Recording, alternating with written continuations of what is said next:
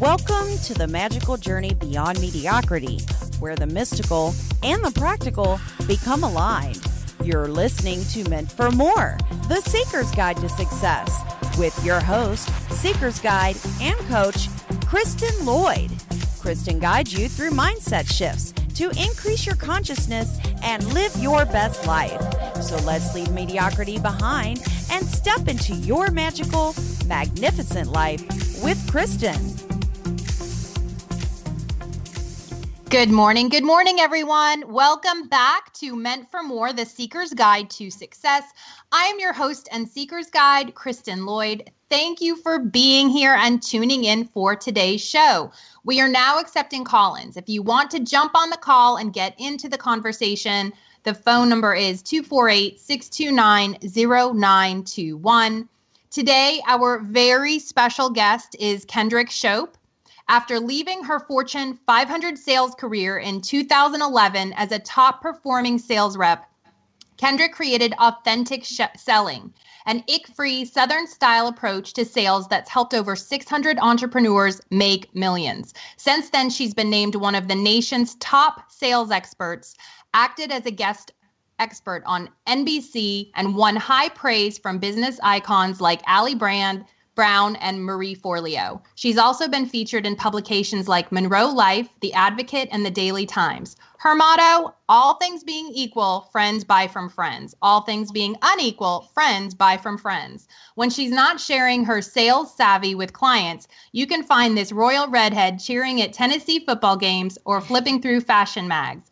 She lives in Arkansas with her high school sweetheart and her Star Wars loving daughter. For free sales tips or to learn more about authentic selling or sales school, Kendrick's dynamic group program, visit kendrickshope.com. Kendrick, I'm so grateful that you're here. Everybody give her a warm welcome.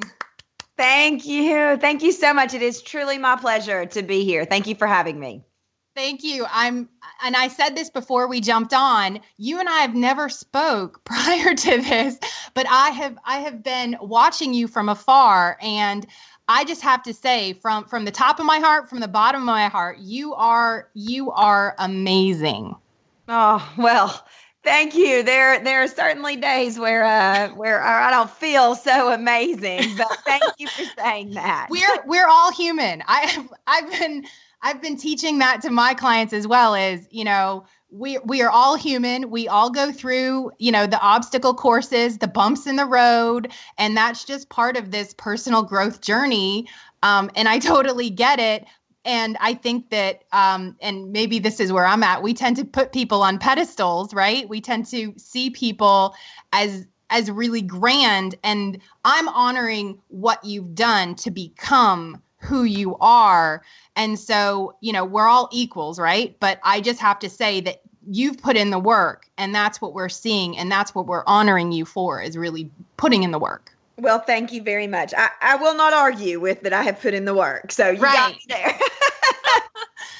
So I love to start off the show, especially for people who don't know you, and to ask, what has been your journey to more? Because everyone's journey to finding their more is different. And you've had a corporate career and then transitioned into entrepreneurship, which I know many of our listeners have dreamed about, but haven't taken the leap. And so I would love for you to share your story to more with our listeners so that they can hear it firsthand.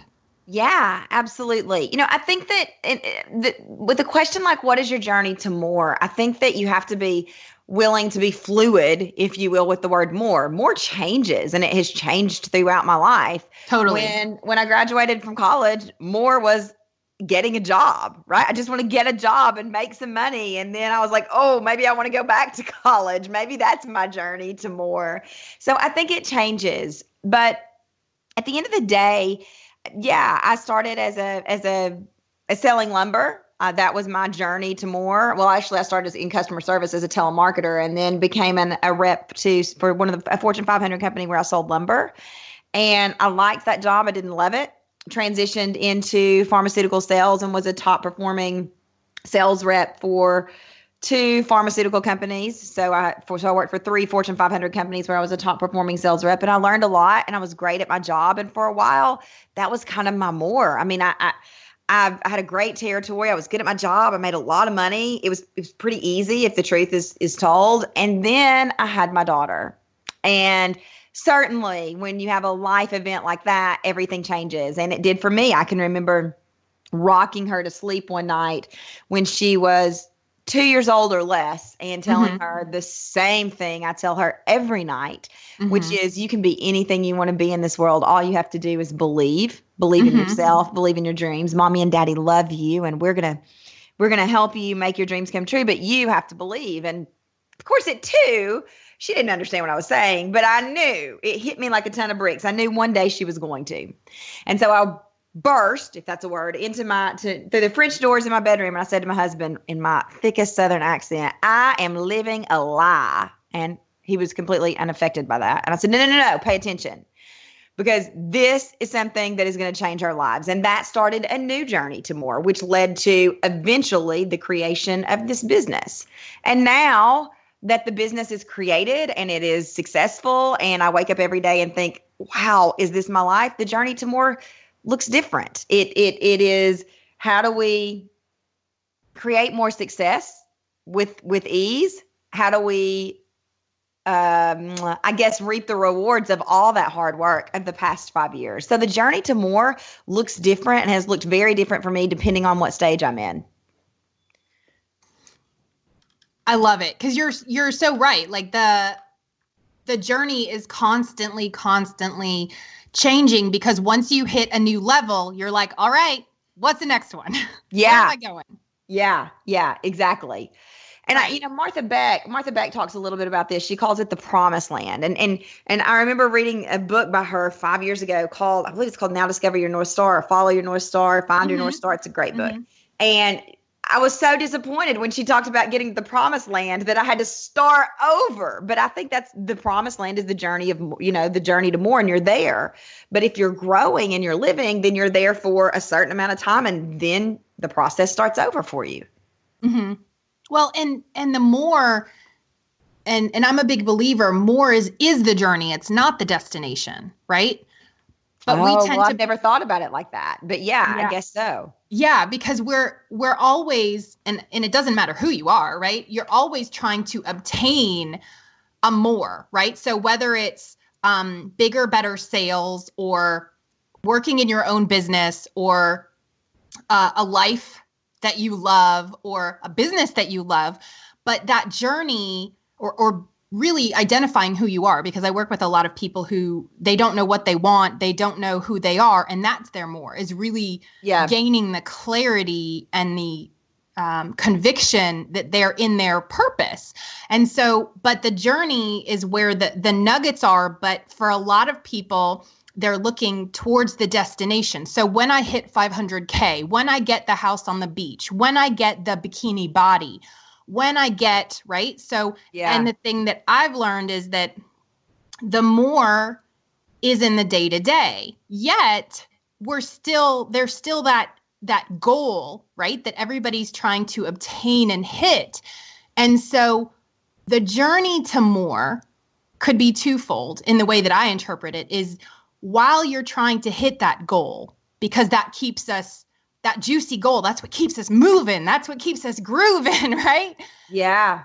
And then, but on the way, we uncover these, and I don't know why I got the picture of a video game in my head, but it's like, because I don't play video games, but it's like you uncover these little rocks, and then you pick up a jewel, and you move forward a little more, and there's another rock or a little, something, and you pick up another jewel. So the journey to more is about the process as much as it is about the destination, because while you're trying to get to where you want to go, your life is unfolding in front of you. Almost like the book, The Alchemist, right? I don't know if you've ever read that. I haven't read it. No, I have not.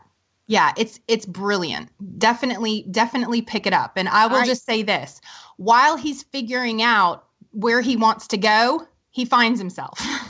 Yeah. But he's focused on the destination. Yeah. Okay. I'll pick it up. I'm an avid reader. So that's sort of one of my escapes. So I wrote it down. Thank you. Okay.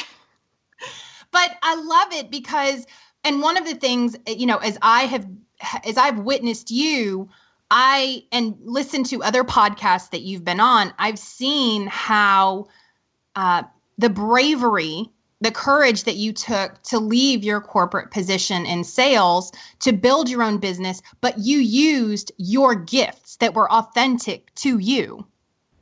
Yeah, so it's interesting. I wish I could say that I knew all along these were my gifts. I didn't. I wanted my gifts to be something else. I didn't want it to be selling. I can remember my grandfather telling me when I was, 7 years old and selling cookies as a fundraiser for my elementary school. And he said, you need to be a salesperson. And I thought, oh, gag me with a spoon. I want to be an actress or something glamorous. I don't want to be a salesperson. And it's funny that it was like a self-fulfilling prophecy or whatever, because I fell into that. And then I remember meeting with Marie Forleo one-on-one several years ago. And she said to me, sweetheart, she didn't say sweetheart because Marie wouldn't use the word sweetheart. I southerned her up. She said, you are a natural born saleswoman. And I remember thinking, no, I'm running from that world. So I wish I could say that I knew those were my gifts, but I didn't. I thought my gifts were entertainment or something with fashion. I don't know. I didn't know what my gifts were. So it wasn't until really a dear friend of mine, who actually we have become friends, but we weren't friends at the time, said, I need some help with selling. And could anybody recommend a book? And I said, I got nothing else to do. This business hasn't really taken off yet. It was still sort of in this mush phase. I can probably hop on the phone with you and answer some sales questions.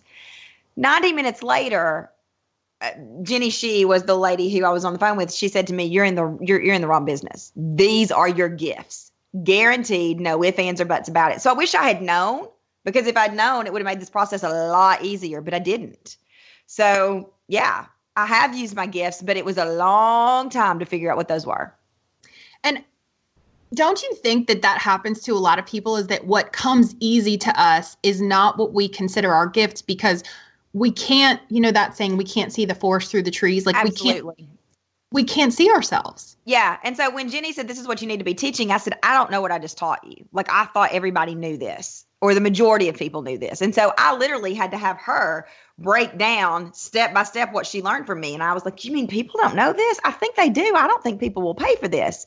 Well, 5 years later, boy, was I wrong. I mean, if people don't know it, yes, it is, for years of hard work and studying and mastering the field of sales, I didn't even know that I was doing it. Mm-hmm. Yeah. Yeah. And I've had the ick factor, and that's what I want to talk about sales, because I remember when I was 18 and I was working in a jewelry store while I was going to college. And somebody came in and they prospected me for Amway, and I didn't know what it was. And I was like, sure, but I didn't know how to talk to people. And from Amway, that didn't last long. And then I was in Mary Kay, and that didn't last long. I loved their products, but that didn't last long. And then I'm sure that I went to something else, but whenever I met someone like that, I immediately would put up an emotional wall, because I would get the ick factor, because they would look at me like I was lunch. Yeah. Yeah. I think that's why my business has really been so successful, because it's a fresh approach to stuffy corporate sales techniques. We still use those corporate sales techniques because I know them. I graduated from 2 sales schools, so I know them, but I take them and if nothing else, I southern them up. If you feel the ick, you're doing it wrong for you. And the good news is authentic selling gives people the flexibility. You're not going to sell the same way I am, and I'm not going to sell the same way the producer of this show sells, and so on. And so it gives you the flexibility to really slip into your little black dress of selling, if you will, that perfect fit that allows you to stand out and highlight your work and look like the belle of the ball, if you will.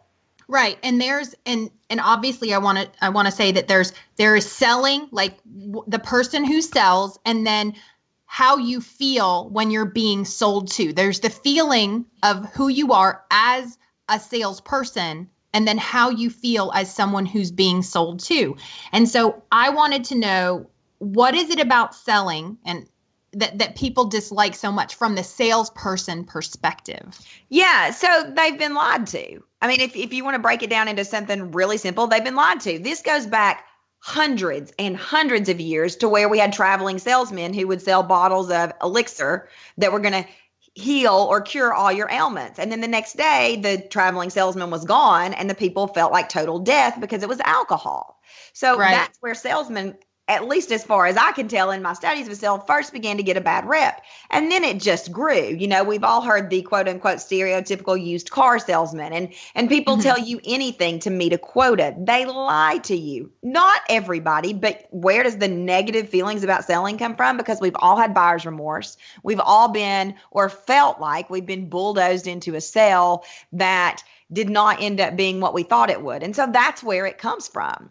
The problem is, because we've all had that experience, we have a really big wall up around selling and being sold to, and we're always looking for the other shoe to drop. And so that's unfortunate, because there are people out there who want nothing more than, yes, to make money, but to also change your life, business, health, weight, whatever. And if you put that wall up or that boundary up, it's really hard for them to get in. So I think regardless of whether you're selling or you're being sold to, you need a fresh approach to sales, and you need to look at selling as helping. You know, the people who are, yes, they may be in it to make money, but you can make money and help. That the two are not mutually exclusive.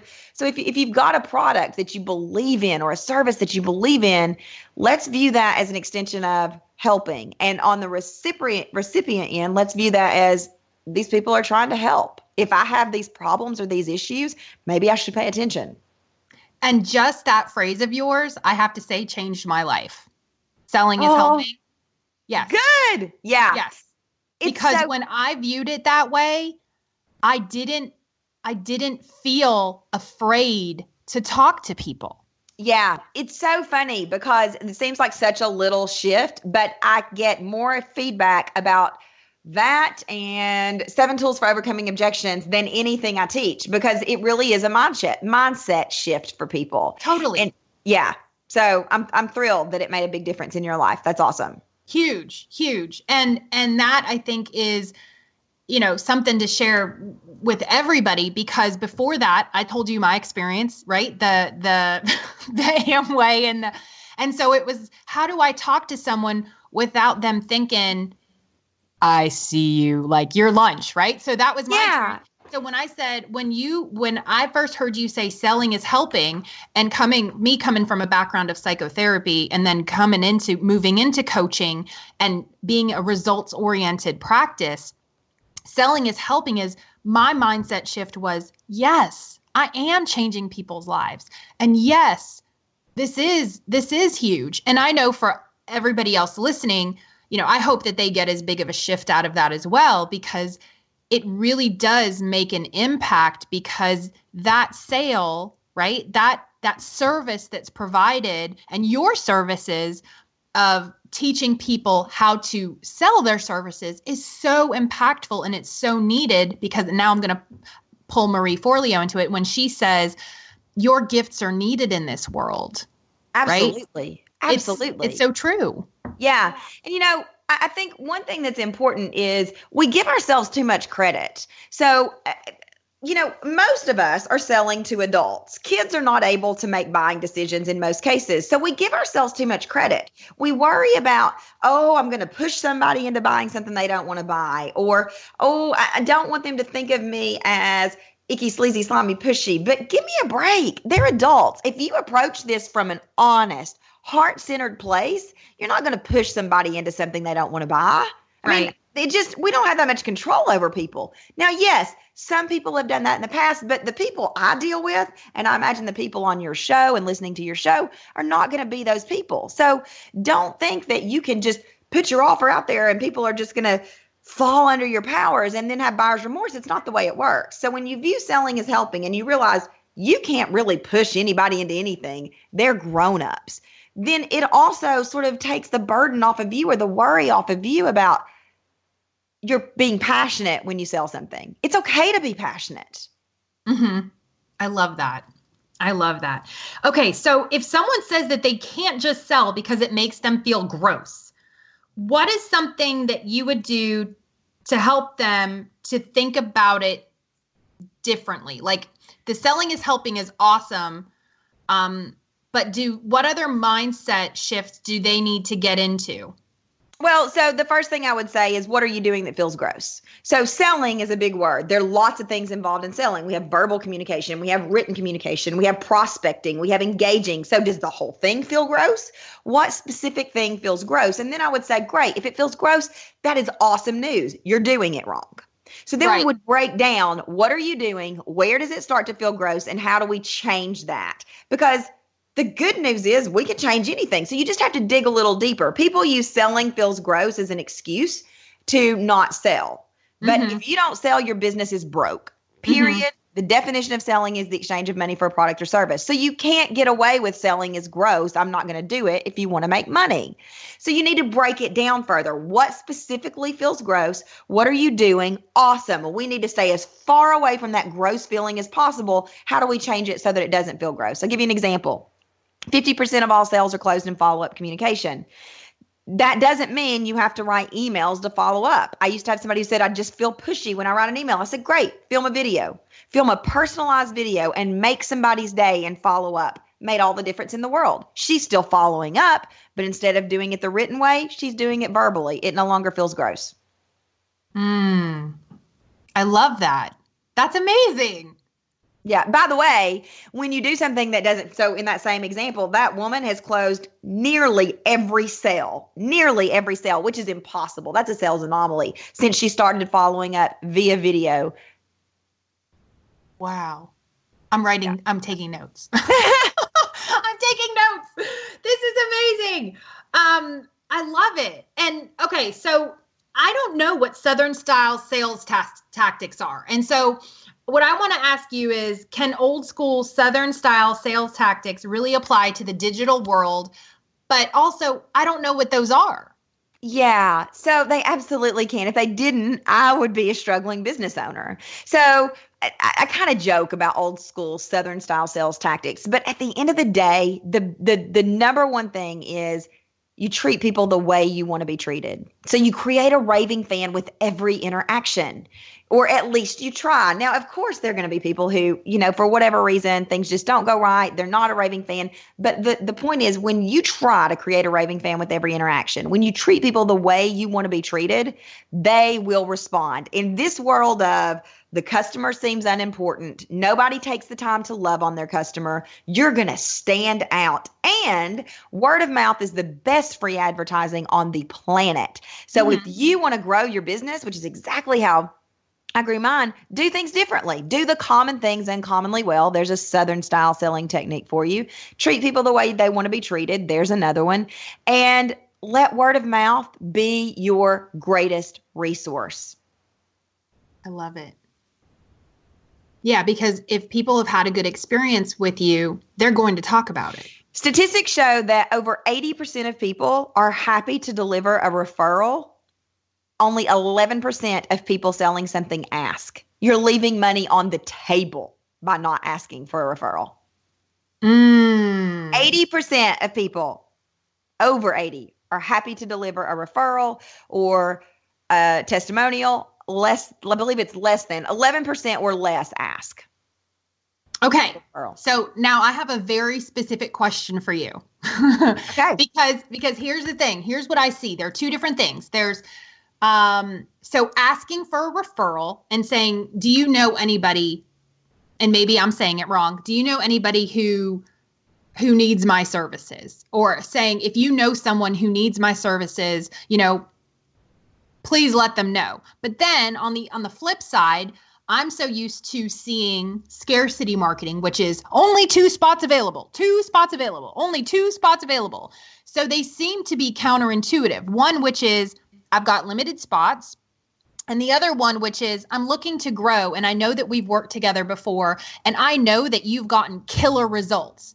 And so if you know anybody who's also looking for this, I would love to be connected with that person. Should it be a good, the possibility or the interaction, it works out. And of course, those words are not, the words are failing me, but you see what I'm saying. A good fit. Yes. I can't connect to your Wi-Fi network. You can find setup. Oh, good. Alexa just started talking in the background. Do you have Alexa? I have never had that happen before. She just started Yes, talking. I do. I do have Alexa. And I closed my office door because she's in my kitchen. And sometimes I'll be on the phone with the client and I'll hear, sorry, that's not available right now. I'm so sorry. I have her in my office and she just started talking. That has never happened. I am so sorry. Okay. So a good fit. I think we were talking about a good fit. Yep. So the difference between a scarcity marketing and referral marketing. Yes? Yes. Yeah. So I think it depends on where you are in business. I think that if you're looking to grow, then you can use a healthy mix of both. One is not mutually exclusive of the other, by the way. You can only take on so many people at one time. But if you're looking to grow, then yes, ask for ask for referrals, or at the bare minimum, ask for testimonials. Testimonials are going to help you sell. So I think it depends on what stage of business you're in. Are you in growth? Are you in, we're at capacity, I can't possibly take any more? And maybe it's a healthy mix of both.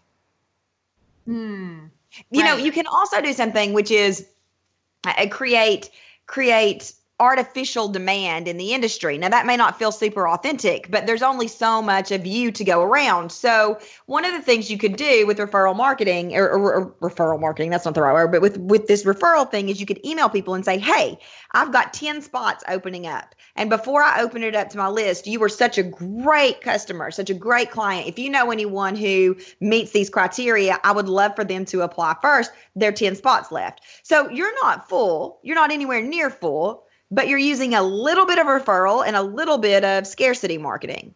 Does that make sense? Perfect. No, that's amazing. I love it because it brings the two together and it kind of intersects.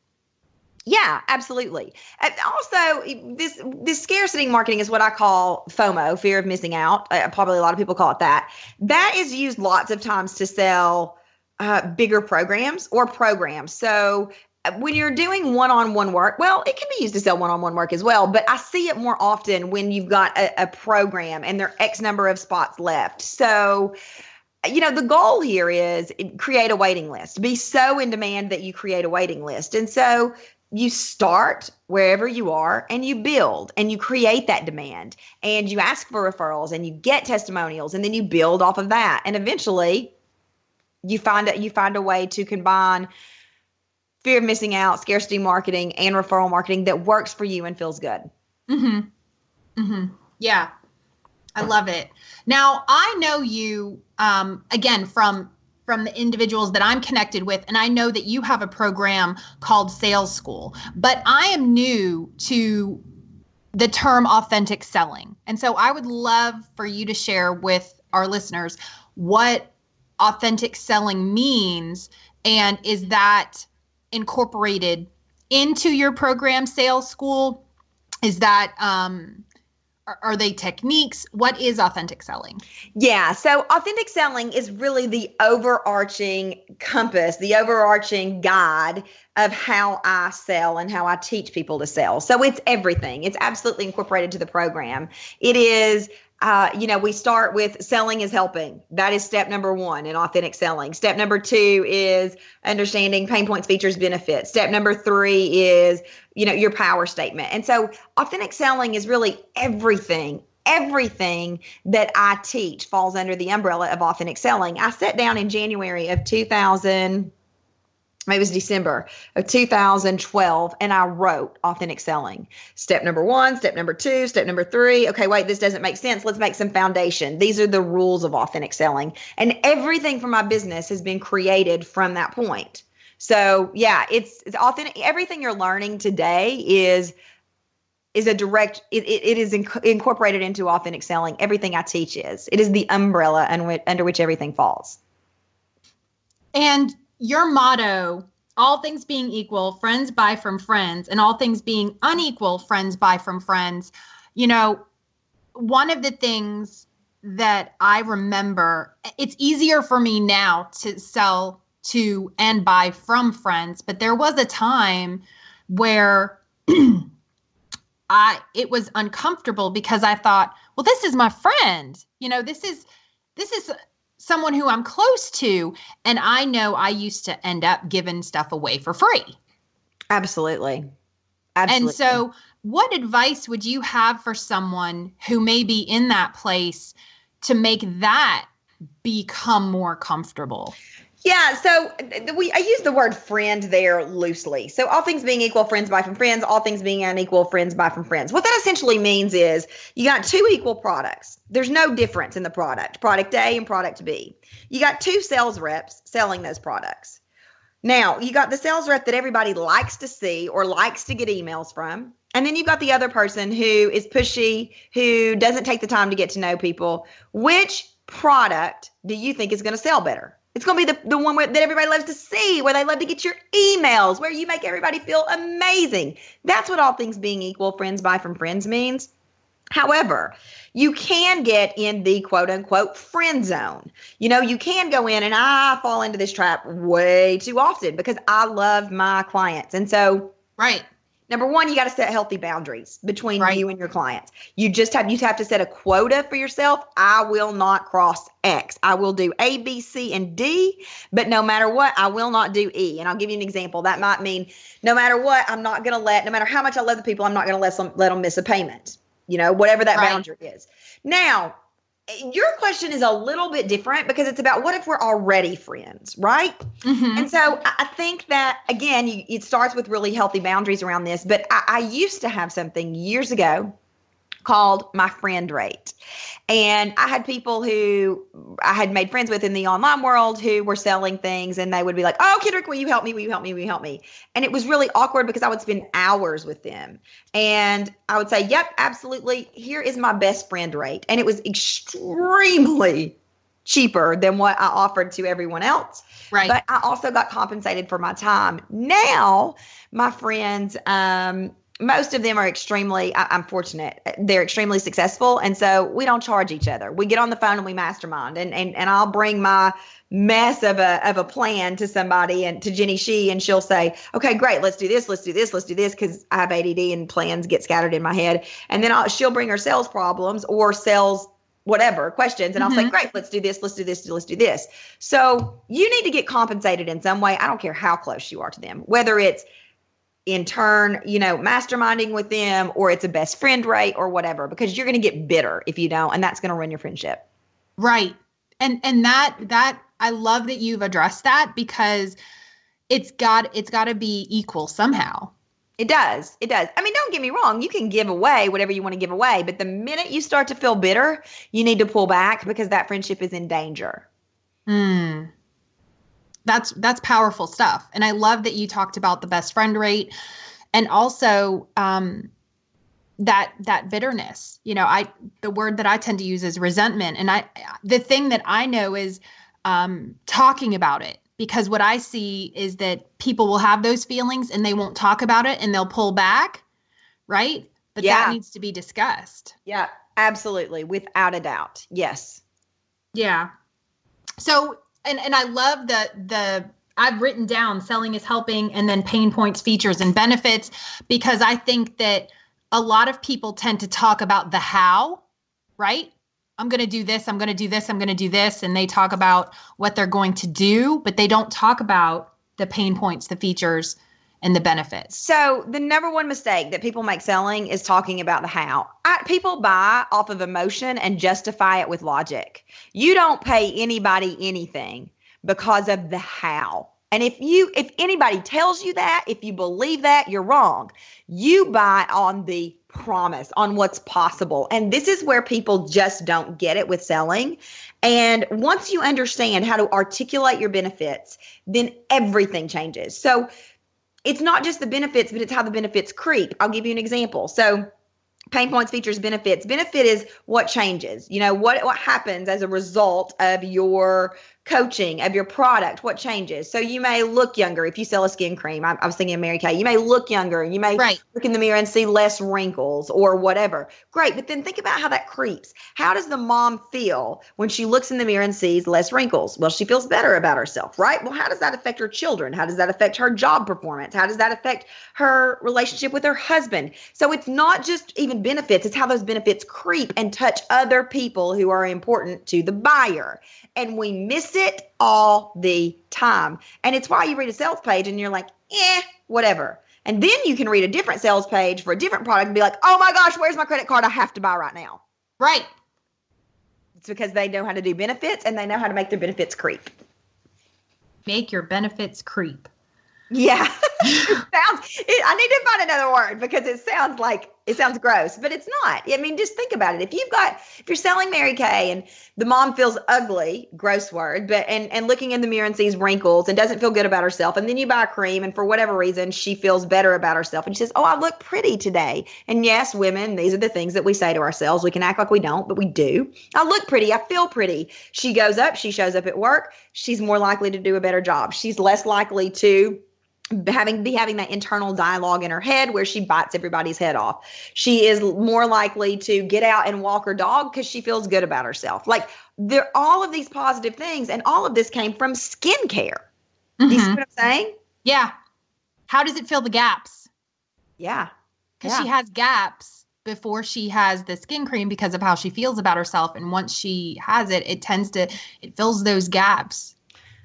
Right. But then you take it one step further. So think of a kid who has strep throat and you take the child to the doctor's office and they say, the nurse says, what are your symptoms? How did the symptoms present? And you may say, okay, well, I think she has strep throat because she's got a sore throat, runny nose, high fever, and vomiting. Okay. Those are the symptoms. What are the pain points of the symptoms? Well, mommy's not sleeping, kid's not sleeping. Mommy and daddy had to take off from work, worried that if we don't get some medicine, forget your opinions about pharmaceuticals, kid's going to get sicker. Okay, great. So the diagnosis is strep throat. The solution is antibiotic. Doesn't matter your feelings about antibiotic in this example, just ignore them. What's the benefit? Well, the benefit is kid feels better, no more fever. It's the reversal of symptoms, but it's also what happens because of the reversal of those symptoms. So kid goes back to school, mommy and daddy get rest. Kid isn't going to end up in the hospital because they're sick. How does that affect? How does that affect everybody else? Well, we eat healthier. We play together. We have movie night, those sorts of things. Yeah. Does that make sense? That was a really fast example. No. It's brilliant. It's brilliant. And I love the skin cream example too, because I think that that's the thing that most people don't think about, which is, well, what can the skin cream really do for me? It's going to make me feel better about myself. But when you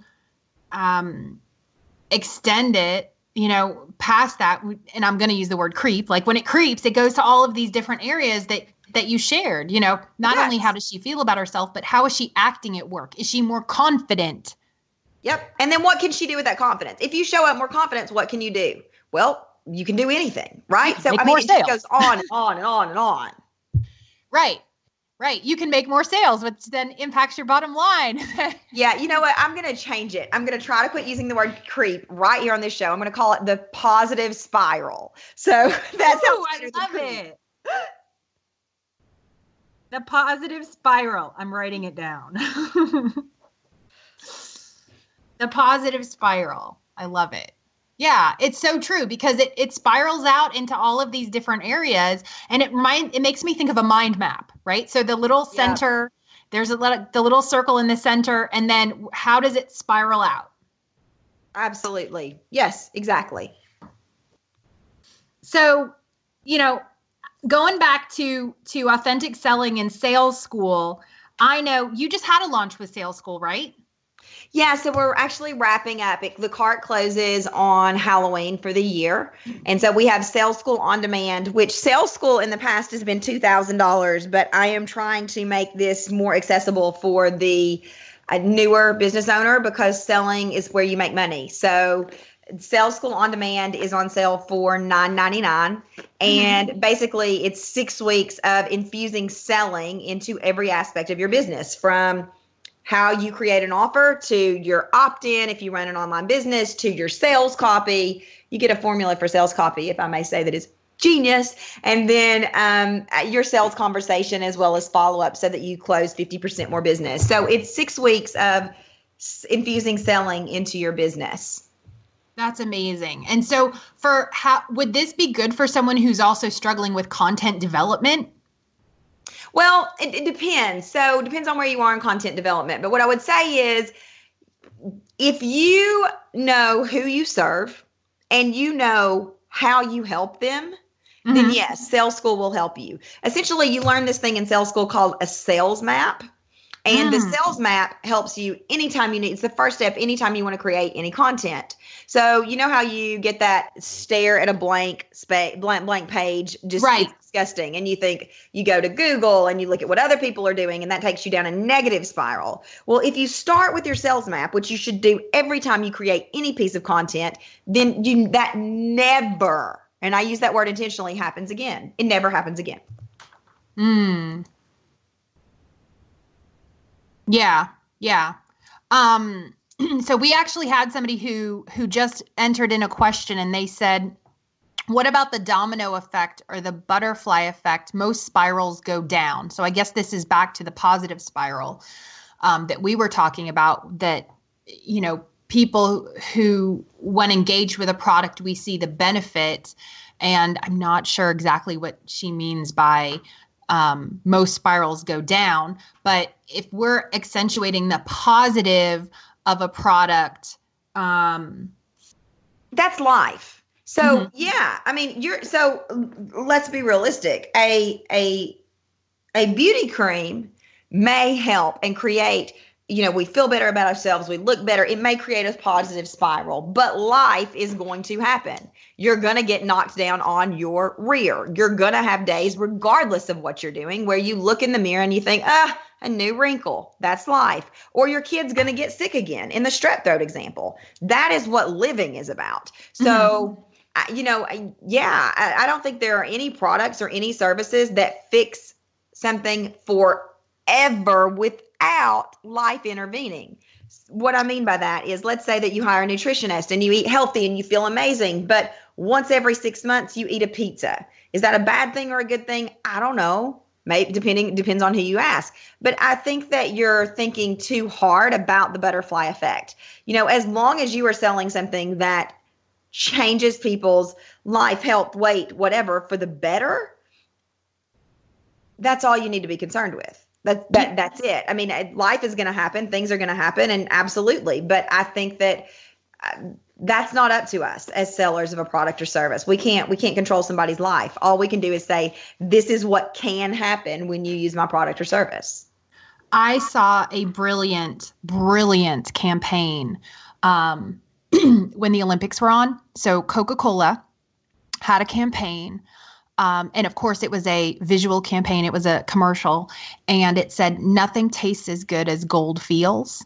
Oh, love it. And all of these people were drinking Coke, and they were laughing, and they were hugging each other. And you saw people with gold and Coke. I mean, I'm not an avid Coke drinker. I prefer water. But I do every once in a while, maybe a couple times a year, I'll enjoy a Coke. But that I saw that, and as a coach who is learning how to sell authentically, right? I've looked and I was like, that is brilliant, because that pulled in all of the emotional elements. It does. People buy off emotion and justify with logic. They just do. It's funny. You're not a Coke drinker, so let me tell you a quick story that says a lot about me. I'm from East Tennessee, and I was visiting my family, and my mom and I went to Chili's because that was the closest restaurant where we could sit down. Yeah, it was about 20 minutes away, and we sat down, and I said, I'll have a Diet Coke and chips and salsa. And the person said, I'm sorry, our Coke machine is broken. And I said, you know what? I thank you so much for telling me. I am so sorry, but I'm out of here. The Coke is my favorite part of the meal. We literally got up and left because it's my favorite part of the meal. How sad is that? But that's again how you feel, right? It makes you feel. Absolutely. Yeah. Yeah. So of course, I mean, that's the thing. Like if, I love pizza. Like I love cheese. And so if somebody were to say like, hey, we don't have that. I mean, again, that's not something I eat all the time, but I'm like, yeah, no, sorry. Yeah. I'm a pizza lover too. It is my absolute favorite food on the planet. So I'm with you. I'm with you. Yeah. So those are the things that, we know what we like. And if you don't have it, see ya. Yeah, exactly. Right. So what are the changes that are happening with Sales School? So tell us about that. Yeah. So Sales School, in an attempt to make it, more accessible to a broader audience, we launched something called Sales School On Demand. And again, it's $9.97 or $9.99 as compared to when it was $2,000 before. The main difference is for $2,000, you got one-on-one feedback from me. Sales School has grown to the point where it's really difficult for me to give hundreds of people one-on-one feedback. It just about killed me. So we made Sales School On Demand available. We're going to launch it a couple of times a year. And then if you decide that you want one-on-one feedback, you will eventually have the option to upgrade and to get one-on-one feedback. But it's the same lessons. It's the same resources. It's the same everything. One person said to me, the resources in Sales School are worth the price of admission alone. And that's when it was $2,000 because we have done for you follow-ups. We have how-to guides. We have a script for you to have sales conversations. We have a script for you to get more business. I'm all about done for you. And so it's the same stuff, just minus the feedback from me. But we have a really engaged Facebook group where I'm in all the time, making comments, giving feedback, where you can ask me questions. And so it makes up for that. Right. No, I love it. And that's awesome. And I think that the fact that they have access to the materials at that lower cost is huge because like you said, the done for you resources is worth the price of admission alone. It's the same teaching that we have testimonials about that I don't even put on our site because I try to put a healthy mix of great testimonials, but I don't put our best ones. So we have testimonials where people said, I made an extra $1 million after Sales School. I don't put that on our site because it's almost too unbelievable. I mean, like we have more than one of those. And so it's the exact same teachings that those people had where they said, I made an extra $1 million or I got my first client or I got, 10 bookings or whatever. So it's the same material. Mm-hmm. So because this show is going to go on, if people don't get access to the cart before October 31st, 2016, when will Sales School or Sales School On Demand open again? I don't know. So I'm a little bit embarrassed to say that things have been so busy. We have a book coming out. We have a possible reality television show that is in the works and we're meeting with agents about. So this is not a scarcity marketing. I don't know. It will open in 2017 at some point, but I am waiting to hear back from our agent about what we need to do for a book tour. So I just don't know yet. Yeah. No, that's awesome. And going back to the question or the topic of you finding your gifts, not even knowing what your gifts are. So this is not necessarily a sales question, but more of a clarity question. So for someone who says, you know what, I don't even know what I'm good at. I want to have a business. I'd love to learn how to sell, but I really don't even know what I'm good at. What tips or advice would you have for that person who, again, like we mentioned, can't really see into themselves to find out what their gifts are, to find out what their I guess gifts is the best word, what they're really good at, their gifts to the world. Yeah. So number one, don't take sales school. If you don't know what your gifts are, sales school is not for you. You got to know what you're selling. Number two, I would read Follow or Find Your North Star by Martha Beck, and I would actually do the exercises in there. Number three, I would help as many people as I could with as many things as I could. And I would see, so I would look for opportunities to be of service. And I'm not I don't know. Like, I feel so incredibly blessed that Jenny Shee asked for help with selling, and she was able to say, no, you're doing the wrong thing. So this is my best guess, but it's not my area of expertise. I do know that follow your own North Star, find your own North Star will help. But that didn't ultimately lead me there. What ultimately led me there was being of service to other people and saying, hey, I think I can help with that. I'm happy to hop on the phone for 30 minutes. I might be able to help with that. Now, obviously, it needs to be something that you're good at and that you like. But other than that, I think that you just sort of have to get out there and explore and play. It's like with my daughter who's 8 years old. She wants to play soccer. She wants to be in drama. She wants to do basketball. She wants to play football. And I'm like, okay, great, sweetheart. Oh, she wants to do gymnastics. I'm like, great. We can't do all that at one time. So let's pick one or two and let's start and see how you like it. And then we can see where you excel and what you like the best. So I think you have to get out there and try. Right. And when you got confirmation essentially from Jenny Shee, were you still in your corporate position or had you not gotten there yet? No, I had quit my corporate position. So I went through Martha Beck life coach training and thought that I wanted to be a life coach because life coaching changed my world so incredibly much. Turns out I'm a terrible life coach. It changed my life, but I like to tell people what to do. I don't like for them to lead them to the answer. I want to say you are wrong.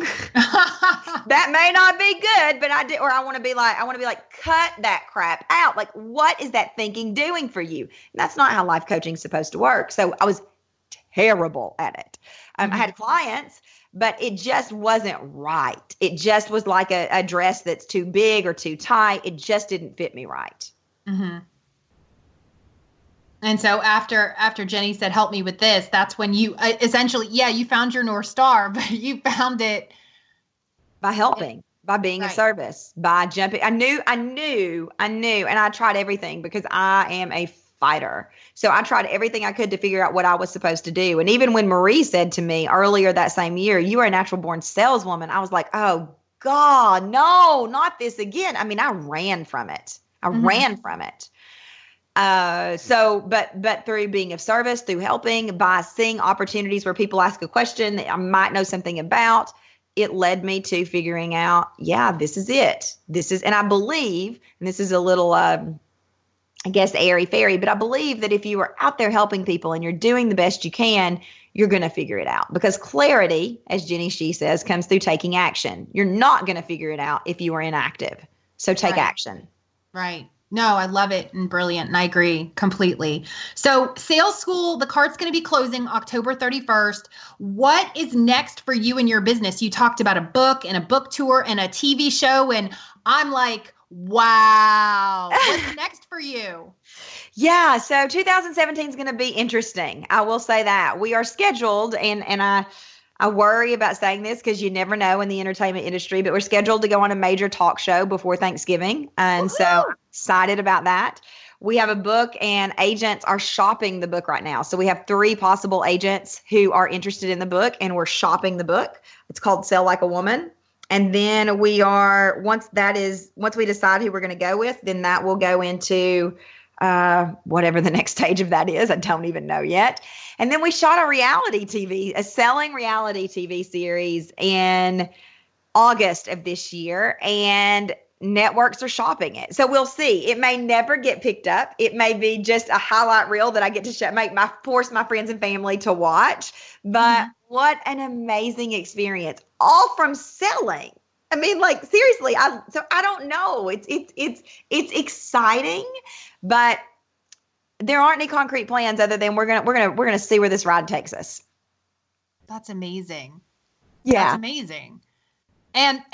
But from selling, again, I'm going back to selling is helping, and that's your phrase because it really shifts the whole perspective of that heart-centered or soul-centered business model, heart-centered, to really service. Absolutely. That's what it's about. I believe innately the majority of people are good, and they want to make a difference in the lives of others. They want to make a difference in their own lives. And so selling is a way to do that. It is a way to, if you have a product or a service or a whatever that can change someone's life, that can change someone's business, that can change someone's health, weight, whatever, and you don't tell them, shame on you. I mean, seriously, like that's what this journey is about, right? So yeah, selling is helping. And I believe it is not only helping, I believe it's your obligation to sell. If you've got something that can change somebody, then it's your obligation to sell them on it. It's their obligation to figure out if it's a good fit or not. But it's your obligation to tell them how you can change their life, health, business, weight, whatever. Right. Right. Absolutely. Absolutely. I'm a big believer. So where can people find you? Where is your community? If somebody hasn't connected with you yet, what, freebies can they get from you? If sales school is the right fit for them, they've only got 5 or 6 days to go. Yeah. So you can go to kendrickshope.com. There are freebies there. We alternate. So every week we either have a KTV or a podcast. There's great tips. The promise of both of those is you'll get at least one tangible tip to move your business forward each week. So we have the podcast and the KTV. We have the Authentic Selling Community on Facebook. You can look us up. I free coach in there all the time. I love my community. We do these things called tutor times where you can ask me anything. Oh, I love it. And then sales school closes on Halloween at noon. And yeah, we limit the number of people who come in. So a little bit of this scarcity marketing, but it's true. We limit the number of people so that I can ensure that I over deliver for those people, because you've trusted me with your money. You've trusted me with your time. And so whichever happens first, either the 31st at noon or when we fill up. Awesome. So kendrickshope.com. And then I have your Facebook page, or is it your group, is Kendricks Community? Yeah, that's the group. And you can come in there and you'll get access to, we do a weekly freebie in there. We do all kinds of special things just in the community that really, I believe, set the community apart, because there's a lot of noise on Facebook, and that's not a bad thing. But my goal is to set the community apart and be the best business building place on Facebook for people to get free training and free advice. And so that's what we do in there. I love it. Thank you so much for being here today. It's been such a blessing. No, thank you for having me. It is, again, my total pleasure. And if I could just say one thing, and this is kind of my battle cry, if you will, but I know how hard it is if you're working, no matter where you are, if you're in a corporate job and you want out, or if you have started this business and you're going into debt and you're feeling like a fish flopping out of water, or maybe you're super successful and you have more on your plate and then you know what to do. I get all of those stages. I've been there, but here's what I want to tell you. If I can do this, a girl, a woman, whatever, from a tiny town in East Tennessee, anybody can do this. Anybody can do this. You can do it. Don't forget that. It all begins with belief, right? It does. That's how you get to more, right? You have to believe that there is more out there, and you have to believe that you can create it. Right. No, I totally agree. And I'm just going to add to that. Stay out of the how, trust, believe, and take action. Love it. Yeah. All right. Thank you again for being here and offering so many juicy tidbits, because there's so much awesomeness in this. And everybody, if listen to this again and again and again. This is not a one-time listen. You've got to come back and take notes. Oh, thank you. And if you have any questions, just tag me in the community. I'm more than happy to answer. Awesome. Okay. So kendrickshope.com, and find her group on Facebook, www.facebook.com/groups/Kendricks Community, or you can also search for Authentic Selling. That's right. All right. Thank you, everybody, for listening. It has been another amazing show. To continue the conversation over on the Seekers group on Facebook, you can go to www.facebook.com/Mindset Alchemy. To grab your very own Seekers Guide workbook, head on over to KristenLloyd.com and click on free gifts. Until next time, remember that you are meant for more and keep seeking. Thanks for tuning in to Meant for More, the Seeker's Guide to Success. But the fun doesn't end here. Head over to KristenLloyd.com for your Seeker's Guide workbook filled with exercises to help you go from mediocre to magically magnificent.